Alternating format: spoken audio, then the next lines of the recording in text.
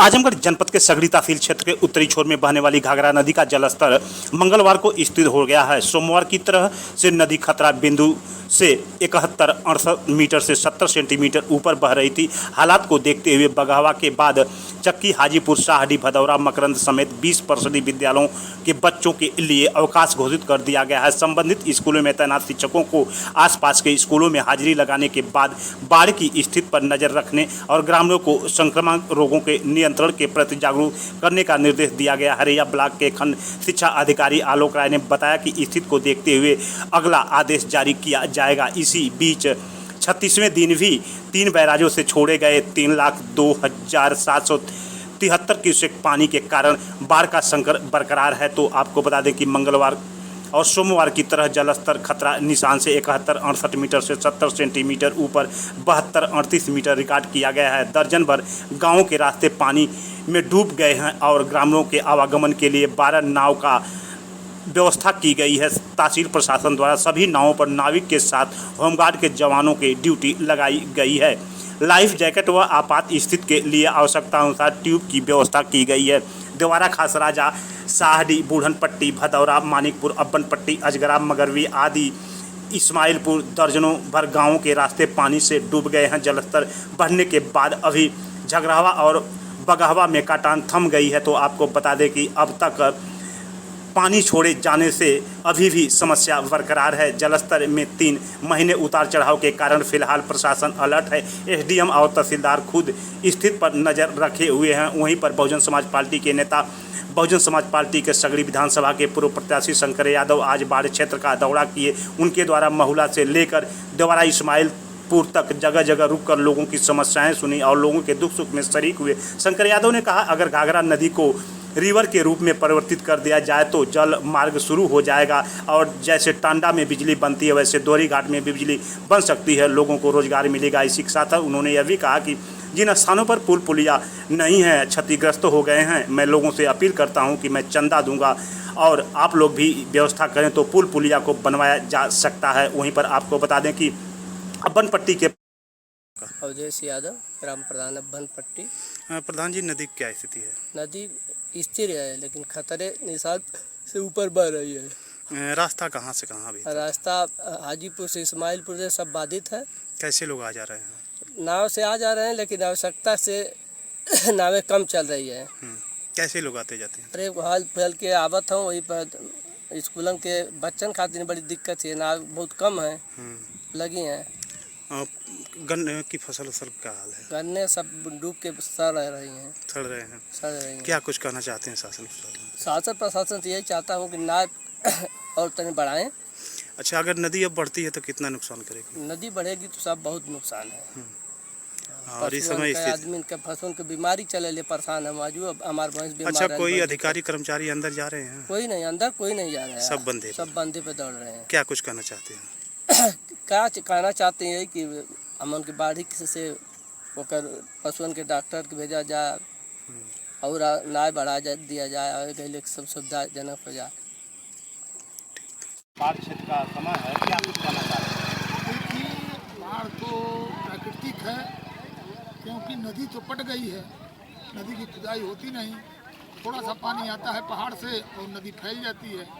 तो मैं तो यही कहूँगा सरकार से कि अगर 8 लेन 4 लेन बन सकता है तो नदी को रिवर के रूप में, घाघरा रिवर के रूप में बनाया जा सकता है, जिससे बाढ़ की समस्या समाप्त हो।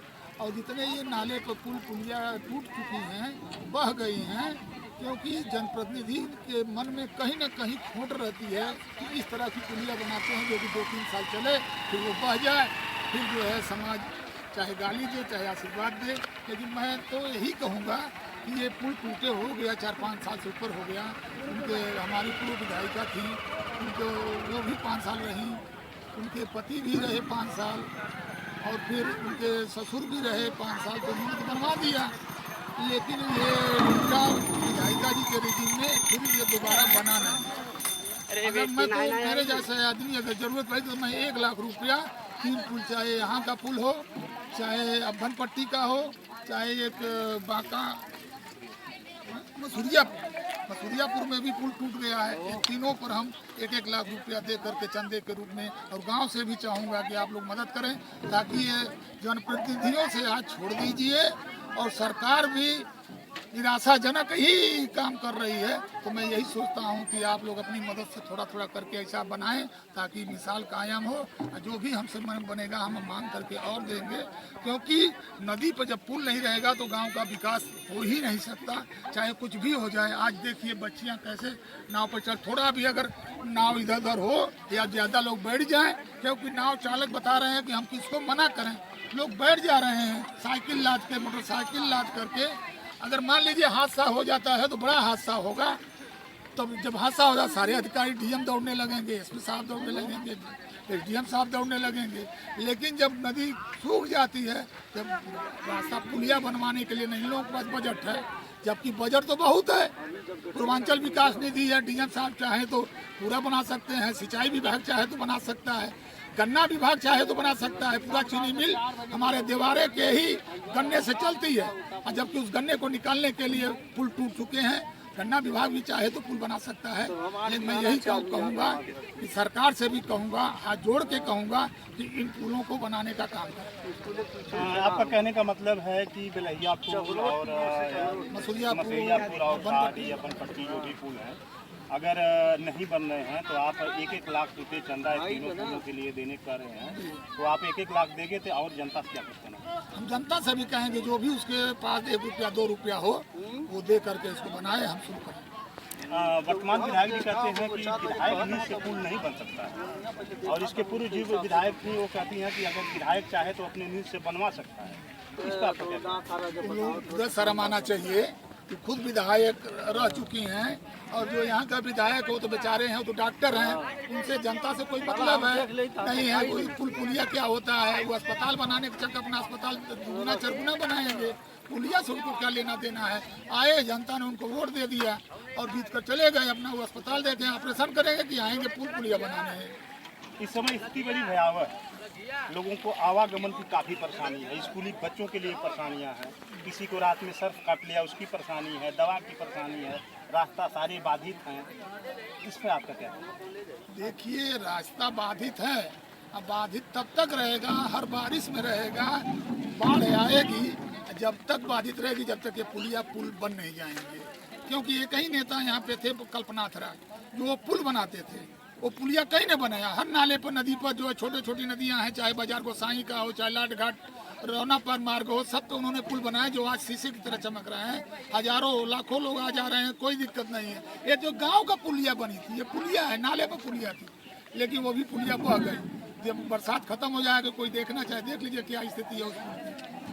जवारा क्षेत्र की समस्याओं के लिए आप शासन प्रशासन से जनप्रतिनिधि से क्या कुछ करना है? हम तो जनप्रतिनिधि से भी हाथ जोड़ के प्रार्थना करेंगे कि भैया आके बनाओ, ये आपकी जिम्मेदारी है।